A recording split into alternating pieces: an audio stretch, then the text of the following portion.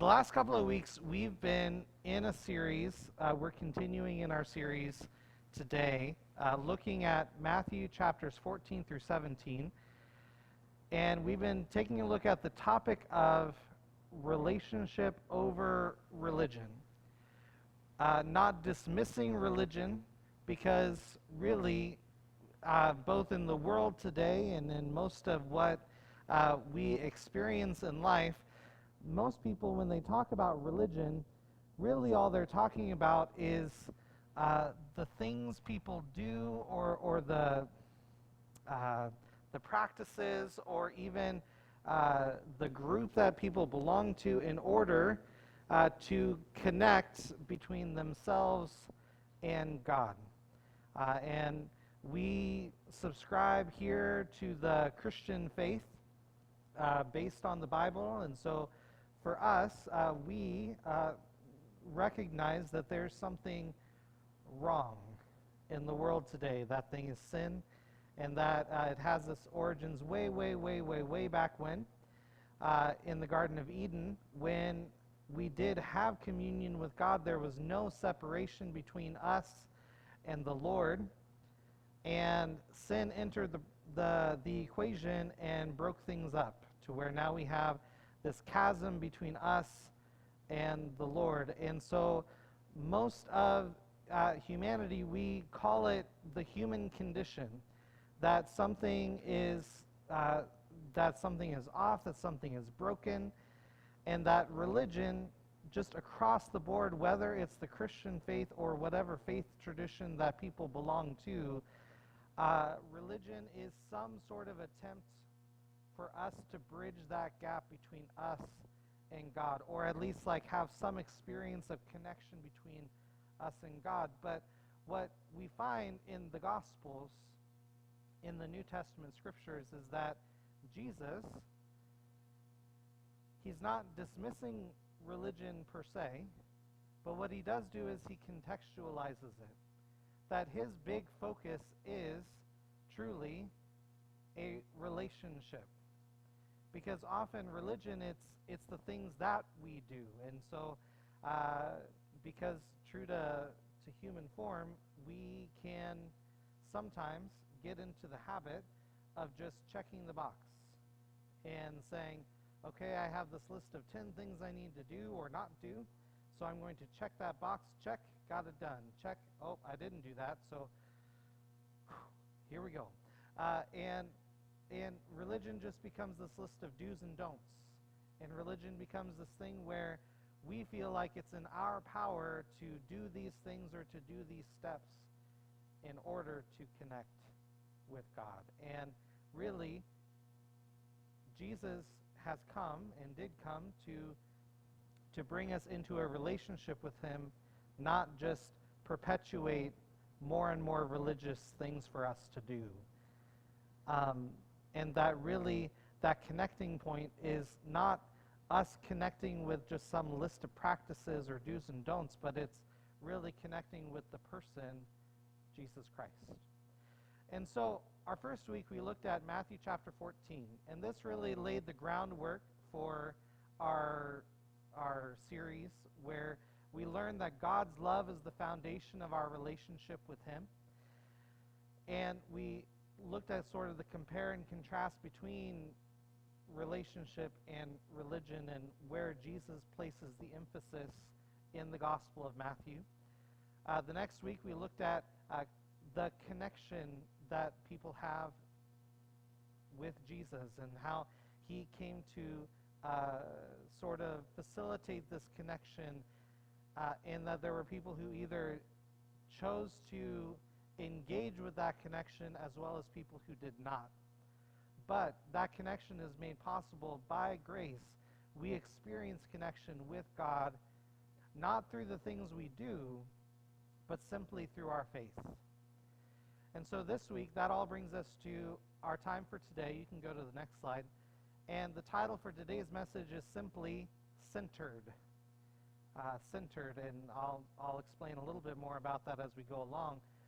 But our passage is going to be Matthew chapter 16, and the big idea that we're going to be exploring together today is that relationship with God is centered on the cross of Christ. Relationship with God is centered on the cross of Christ. It's not centered on my own abilities to do what I can do to try to get to God. It's not centered on a certain habit or a certain set of rules or anything like that. It's simply centered on the cross of Christ, and we'll talk more about that. You can go to the next slide. When I was growing up, I grew up in Portland. Please don't hold that against me.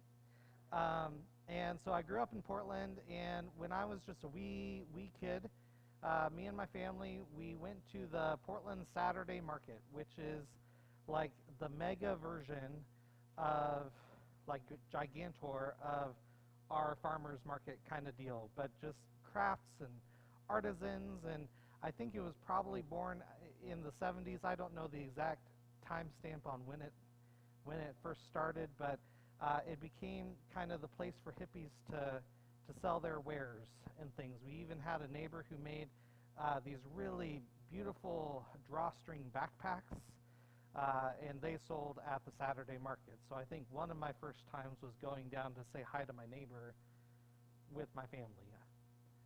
Don't get the wrong impression of my parents. They didn't just send me to downtown Portland alone. So anyway, Portland Saturday Market, it traditionally meets under the Burnside Bridge, or one of the bridges. Morrison Bridge, thank you, all my Portlandites out there. Anyway, so it meets under the bridge, and when I was a kid, it was just like this experience and this wonderment at, like, just wonder of it all. Then as I grew up, in high school, I liked going down there because, also don't hold this against me, like, I love throwback kind of things, and so I like a lot of, like, more hippie style things, and incense and pretty psychedelic colors and whatever. Like that, in high school, that was like my jam. I love a bunch of the music from that time, and so sometime we can commiserate about that music if you're up for it. But all that to say, Portland Saturday Market was kind of this nice experience just as a kid who grew up in kind of a quasi-suburb of Portland in Milwaukee, and I was kind of on the outskirts of Milwaukee, and that's a whole thing. But anyway, it was this nice thing where it's like you got to experience Portland and all its weirdness, but then you got to go home. Now, I say all of that because there was this moment where, growing up and going through all this thing, I never really gave it a second thought. I just thought, oh, cool, this is like an arts and crafts kind of fair thing. Like my mom did craft bazaars when I was a kid. And I just thought, oh, okay, so this is like a Gigantor craft bazaar. Okay, cool, check. But then I went to college. I went to Portland State, graduated from there. That was the whole thing. Ended up going to Portland Bible College after Angie and I had gotten married.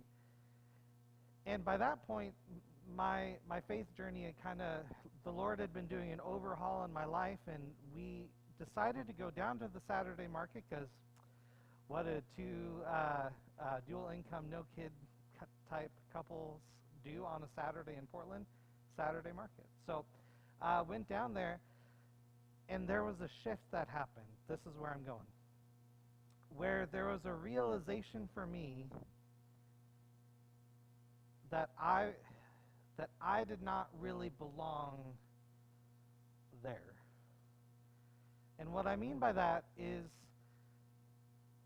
beyond all like the cool hippie, like arts and crafts, incense, whatever stuff, intermixed through all of those things are these other booths and things that would sell you these little like figurine idol kind of things.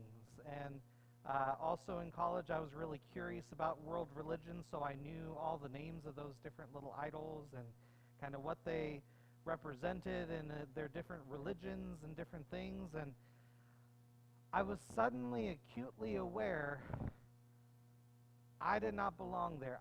It was like I was in enemy territory. Now, I'm not trying to strike a us versus them kind of thing, or like rah, rah, rah, militant kind of, don't get me wrong. But I was struck by the fact that this is no longer who I am. This is no longer the place that I belong. That actually my citizenship or my loyalties lie somewhere different.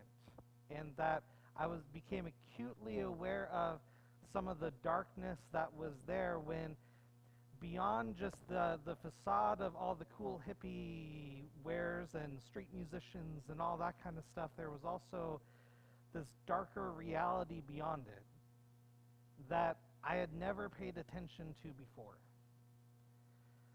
I say all of that because, and I use this as an illustration because I think in our lives there are places we do belong and there are places we don't belong. Now, before you mistake me, I believe that God calls us to exist also in places where we don't belong, to be a light and to exist and to show the distinction between the kingdom of heaven compared to the kingdom of this world. And I think that today in Matthew 16 we're going to get a glimpse of that. And we're going to see how that might apply to our lives. So you can go to the next slide. So today we've been striking this comparison between the Pharisees, which were this leading group of religious scholars and authority figures in the Jewish community there in first century Palestine, Roman-occupied Palestine. And then you also had Jesus and his disciples who were kind of running parallel to all of what the Pharisees were doing, and they were spinning out in their religion game kind of stuff. And Jesus and the disciples were actually affecting real change in people's lives for the kingdom of God and advancing Jesus' kingdom work here. And so then most of that, though, up until this point in the Gospel of Matthew, has largely been to Jewish communities. It's been largely to people who they already believe in the God of the Bible. They already believe in this covenant promise relationship that God's people had with the Creator. But today, we're going to go somewhere completely different. You might even say enemy territory, as it were. Because where we see the disciples going with Jesus in kind of 2/3 of our chapter today is they go to this place called Caesarea Philippi. It's a funny name.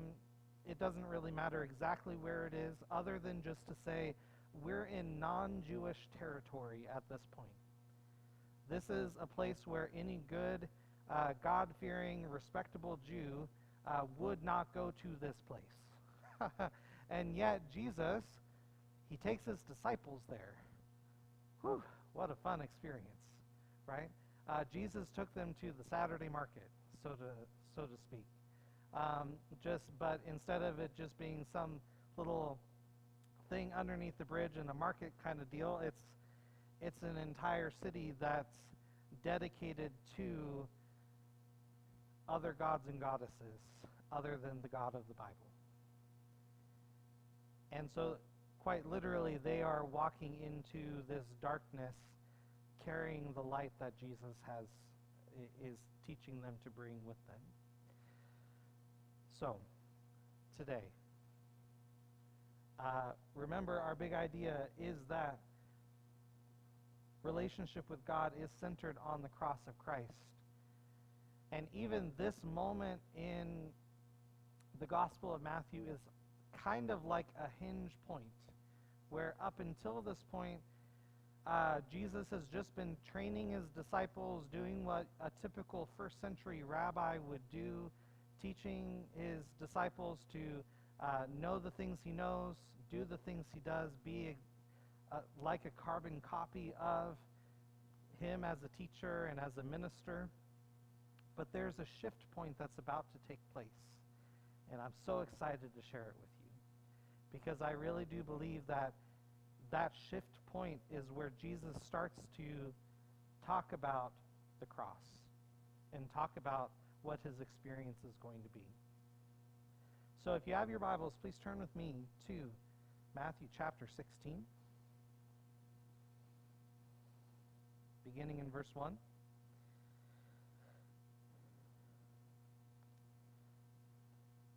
And the Pharisees and Sadducees came, and to test him, they asked him to show them a sign from heaven. He, meaning Jesus, he answered them, "When it is evening, you say, 'It will be fair weather, for the sky is red.' And in the morning, 'It will be stormy today, for the sky is red and threatening.' You know how to interpret the appearance of the sky, but you cannot interpret the signs of the times. An evil and adulterous generation seeks for a sign, but no sign will be given to it except the sign of Jonah." So he left them and departed. When the disciples reached the other side, they had forgotten to bring any bread. Come on, guys. Jesus said to them, "Watch and beware of the leaven of the Pharisees and Sadducees." And they began discussing it among themselves, saying, "We brought no bread." But Jesus, aware of this, said, "Oh, you of little faith, why are you discussing among yourselves the fact that you have no bread?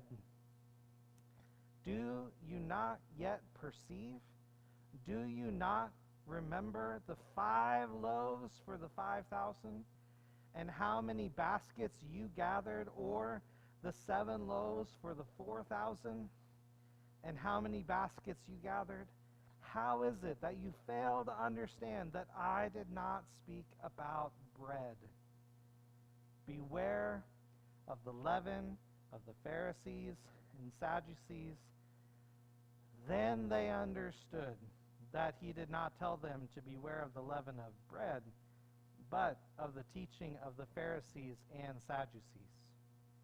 Now when Jesus came into the district of Caesarea Philippi, here we go, he asked his disciples, "Who do people say that the Son of Man is?"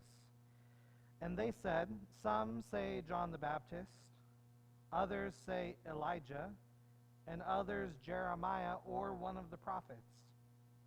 He said to them, "But who do you say that I am?" Simon Peter replied, "You are the Christ, the Son of the living God." And Jesus answered him, "Blessed are you, Simon Bar-Jonah, for flesh and blood has not revealed this to you, but my Father who is in heaven. And I tell you, you are Peter, and on this rock I will build my church, and the gates of hell shall not prevail against it. I will give you the keys of the kingdom of heaven, and whatever you bind on earth shall be bound in heaven, and whatever you loose on earth shall be loosed in heaven." Then he strictly charged the disciples to tell no one that he was the Christ. From that time, Jesus began to show his disciples that he must go to Jerusalem and suffer many things from the elders and chief priests and scribes, and be killed, and on the 3rd day be raised. And Peter took him aside and began to rebuke him, saying, "Far be it from you, Lord. This shall never happen to you." But he turned and said to Peter, "Get behind me, Satan. You are a hindrance to me, for you are not setting your mind on the things of God, but on the things of man." Then Jesus told his disciples, "If anyone would come after me, let him deny himself and take up his cross and follow me. For whoever would save his life will lose it, but whoever loses his life for my sake will find it. For what will it profit a man if he gains the whole world and forfeits his soul? Or what shall a man give in return for his soul? For the Son of Man is going to come with his angels in the glory of his Father, and then he will repay each person according to what he has done. Truly I say to you, there are some standing here who will not taste death until they see the Son of Man coming in his kingdom.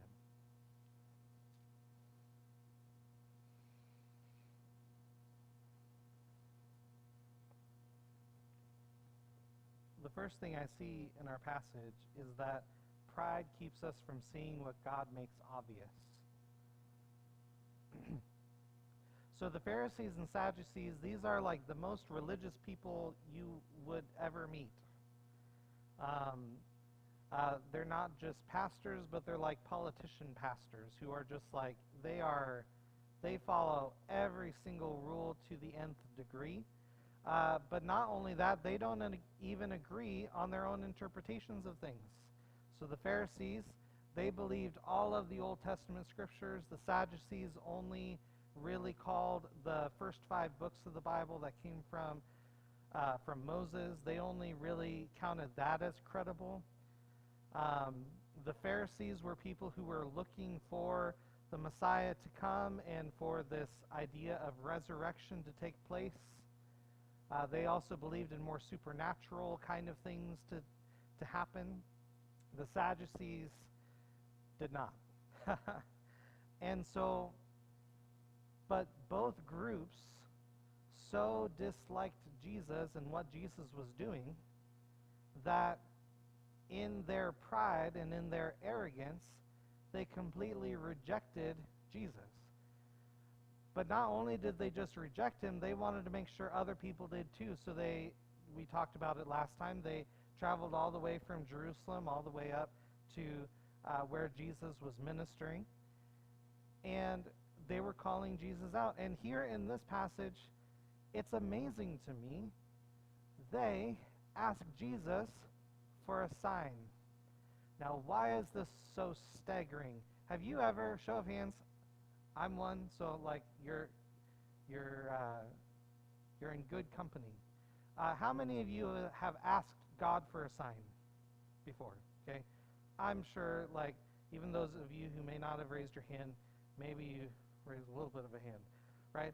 All of us are asking for God to make some kind of a confirmation in our life, some kind of a sign to help us know that we're at least on the right track. One of the reasons why I'm here and not in Idaho is because I believe I got some kind of a sign confirmation and we ask me about it later. But I'm here because of some kind of a sign. So it's not necessarily that signs in and of themselves are a bad thing. However, here's what's fascinating about the Gospel of Matthew. Up until this point, Jesus has done amazing, outstanding ministry. He has preached with authority in all of his travelings. Not only that, but he's ministered in the power of the Holy Spirit to do all kinds of healing and deliverance, miracle kind of things. He even prayed over loaves of bread and fish and fed thousands upon thousands of people twice, not just once, but twice. Wow. And all these different people blabbed about it. They did not keep it secret. This was no surprise to the Pharisees and Sadducees. They had ample evidence to say Jesus has shown plenty of signs. And yet, what did they do? They said, Jesus, can we have a sign from heaven? Wow. How blind can a person be? And yet, Jesus, he's so very clever in how he talks about it. And back then they didn't have weather reports, so they kind of knew how to read the weather from different things. And so he highlights this way of observing whatever's going on in the environment and how, boy, you can really tell something about the way the weather's going to turn out. If it's this certain way, it'll be this way, and if it's that way, it'll be that way. And yet you can't even figure out the signs of the times. They couldn't figure out what Jesus had been doing was actually a lot of signposts to say, hello, hello, hello, the kingdom of heaven is here. It's happening. It's now. It's advancing. The Savior is here. But they missed it. God was making it obvious, but in their pride, they couldn't see it. So maybe it's not as big or as elaborate as maybe this moment in human history, but in your life, are there things that you're asking God to do or to give you a sign about, and it might seem like he's being silent? Or maybe it feels like, God, I keep asking you for a sign, but where are you? What's going on? I wonder, is it possible? Now, you know your situation better than I do, but is it possible that maybe he is doing something? Is it possible that maybe there's a bunch of signposts going off, like different flag warnings being like, hello, hello, God's working, God's working. Is it possible that that's happening? And maybe you and I, we miss it because we're too proud. I don't know. It's just an interesting observation from this story, and as the story is unfolding, and the characters of the Pharisees and Sadducees, they completely miss it. And sometimes I wonder if we completely miss it because we're too proud to admit that maybe we've been wrong all along. And maybe we have missed something. Or maybe in our pride, sometimes our pride is rooted in the things that we do. And so maybe we're really proud about, here's the progress I've made. These are the things I've done. These are the habits I've established. And I'm doing pretty good. And this is really great. But, you know, God's not showing up in some mysterious, miraculous sort of way. But, like, things are good. And I'm doing great. And I. And maybe we're missing it because, like the Pharisees and Sadducees, we're so caught up in just the religious aspects of things that we're missing the relationship that God wants us to have anyway.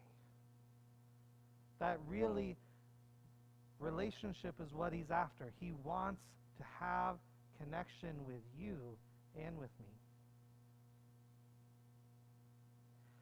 Relationship with God is centered on the cross of Christ. And did you catch? Jesus didn't say, no, I will not give you a sign. He rebuked them. He made an observation. He rebuked them. But then, did you catch it? He said, this is the only sign you will get, talking to the Pharisees and Sadducees. And it's a foreshadowing moment to his death, burial, and resurrection. Because if you're new to church, there is this prophet in the Old Testament named Jonah.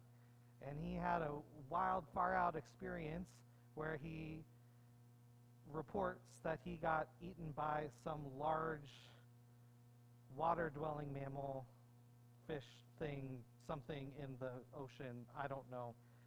Nobody really knows exactly what it is. Some people call it a whale. Some people call it a fish. That's not important. He was so disobedient to God that he got swallowed by this because he was running the wrong way. Whole thing, you should read it sometime. Let's have coffee. Let's talk about it. However, the sign they're supposed to get is the sign of Jonah, and that's Jesus being really clever and saying, there's something you're not going to quite understand, but just like Jonah was in the belly of the fish, or whatever that is, for 3 days and was spit out again, there was this moment where Jesus was in the belly of the earth for 3 days and then emerged victorious over death and fully alive and no longer dead. Fascinating. But that sign was only made possible because of the cross that Jesus died on. Okay, next thing. We got to get cooking here. I got a play to get to. Here we go.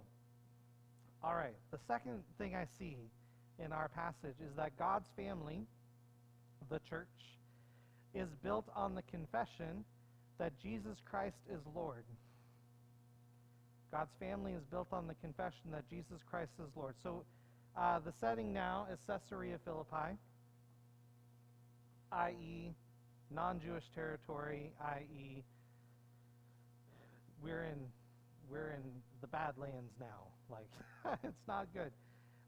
And so Jesus, he's having this conversation with his disciples as a rabbi does. But he asks them, who do the people say that the Son of Man is? Which is Jewish speak for the Messiah. Because there's an Old Testament prophecy that labels the Savior the Son of Man. And so they give him kind of the runaround. Some people say this, some people say that, yada, yada. But then Jesus presses a little bit further and he says, but who do you say that I am? And I love just the innocence of Peter's observation and his confession to Jesus, where he admits to Jesus, you are the Christ, the Son of the living God. And Jesus, he picks up on this and he says, Simon, you're blessed. And because God showed this to you. I didn't show it to you. Nobody else showed it to you. My Father who's in heaven showed it to you. And then Jesus renames Simon to Peter, which means rock. And then he goes in to talk about how on this rock I will build my church. There's a lot of interpretations out there of what this means. I think the most simple, straightforward way of viewing this particular passage, is that what Jesus is talking specifically to Simon about is, Simon, on your confession, I'm going to build my church. On this, not just the revelation that Jesus Christ is Lord, but the fact that Peter sees it and he says it. That this is the admission, this is the faith, that Jesus is the anointed one. Christ literally means the anointed one, which was the Greek version of what in Jewish means Messiah or the Savior. And so he is the anointed one who is going to deliver the people. He is the king. But not only is he the king, but he's also God. He is the Lord. And so this Son of Man mysteriously is God as well.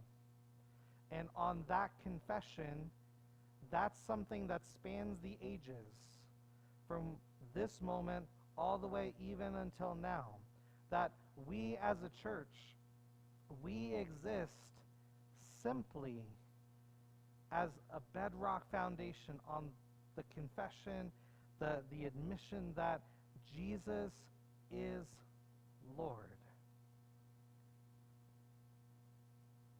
Not every religion confesses that. Not every religion says, yes, that is true. It's fascinating. You can go and because we're at an age of information, you can buy a chart that kind of outlines all the different world religions.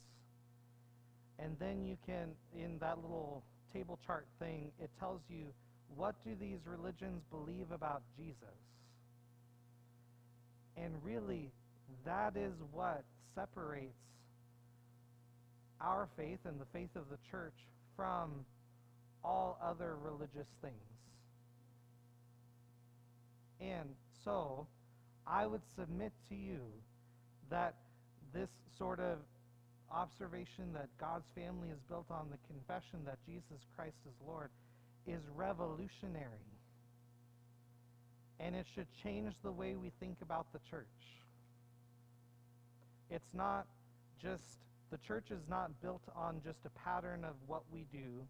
Like, I walk in the door, I sit down, I stand up, I shake hands, I do this, I do that. It's not any of that. It's founded on this confession about this person and this personal knowledge about this person, Jesus Christ. Because relationship with God is centered on the cross of Christ, and that cross is the thing that gives definition to Jesus' ministry, both from its start to when he ascends into heaven. The third thing I see, you can go to the next slide, I think it's the last one, is that self must be put down to take up your cross and follow Jesus. So it's this interesting thing. We're not going to elaborate too greatly on it, because I think there's plenty of preachers out there who do and kind of mistake it. So the confession happens. That's good. Jesus says, on this rock I will build my church, and the gates of hell won't prevail against it. Good. Great. Tracking with you. Then Jesus says to Peter, specifically Peter, he says, I will give you, Peter, the keys of the kingdom of heaven, and whatever you bind on earth shall be bound in heaven. Whatever you loose on earth shall be loosed in heaven. And then he strictly charged the disciples not to tell anybody about it. But then Jesus starts teaching about how he has to go to Jerusalem to suffer and die and be raised again. And Peter rebukes him. And as I was doing my study this week, I was thinking about, boy, there seems to be this connection between the moment when Jesus, no holds barred, said, Peter, here's the keys of the kingdom. You're going to be the one who gets to say, yes, I'm going to bind this, I'm going to loose this. And that's weird language, but that's basically, Peter, you're going to give definition to the church. You're going to give definition to this message that the early church had, and this movement and all of these things. And Peter, it seems like he's testing the waters a bit. He might be getting a little too big for his britches, if you catch my meaning. Because Jesus, the King, God himself, says, this is how it's going to go down. And Peter says, nuh-uh, not on my watch. I got the keys, Jesus. Hello. I'm going to bind that in the name of Jesus, and you can't, no, this isn't happening. Right? That's what it seems to be taking place. And Jesus is quick to rebuke him. And he says, no, Peter, you're not thinking about the things of God here. It's fascinating, because then, even on the heels of that rebuke, then Jesus launches into one of those really famous paradoxical kinds of statement where he says, if anyone would come after me, you must deny himself and take up his cross and follow me. And then, for whoever would save his life will lose it. Whoever loses his life for my sake will find it. That's one of those weird paradox statements that Jesus says, but it's true, and it's so good. But then, what I wonder about is that for Peter, if maybe this is a moment where Jesus is saying, Peter, you're thinking too selfishly. You're not thinking about what God's thinking about. Your plans are not God's plans. Your ways are not God's ways. God has a plan for salvation that flows straight through the cross. It takes you to the cross, and everything of life after the cross, it all flows through there. And so I wonder, Jesus says you need to deny yourself, take up your cross, and follow me. That's kind of a pattern that he shows in this statement. And on one hand, we can extrapolate it out, and for you and I think that there's some application for us today. But part of me wonders if this particular passage was at first initially directed at Peter. to Peter, delivered to him, saying, Peter, I know it's a lot of responsibility to have these keys of the kingdom, but the cross has to happen first. The cross has to happen. This is a hinge point on which all of reality is hinged upon, is the cross. And so, as a point of application, for Peter and for us, as we decide to follow Jesus, and we decide to have this relationship with him where we want to accept what he has for us, we want to receive that life that he has for us, the first thing that needs to happen on our end is to put down our rights to ourselves and surrender that to the Lord. We lay that down because as long as we're holding on to ourselves, we can't hold on to the cross. We can't take up the cross. We can't pick it up. We can't carry that each and every day. And I'm speaking metaphorically, right? We're not actually called to literally carry a cross each and every day, right? However, Jesus, both to Peter and then I think by extension as we read this, there can be a whole lot of application for us as well where, boy, are we getting it wrong? Are we thinking about the things of God? Are we letting the cross of Christ be the thing that centers us and that everything in our life flows to it and from it? Or is everything flowing to me and from me and everything that I want and myself and what myself thinks should happen for my day? I don't know.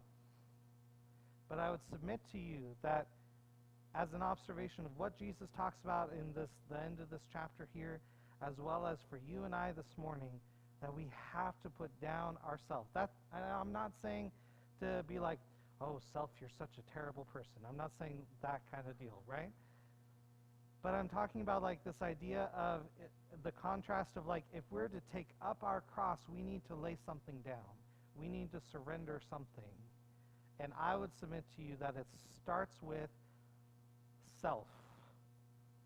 Because what self will lead you to is circling right back around to pride, self-sufficiency.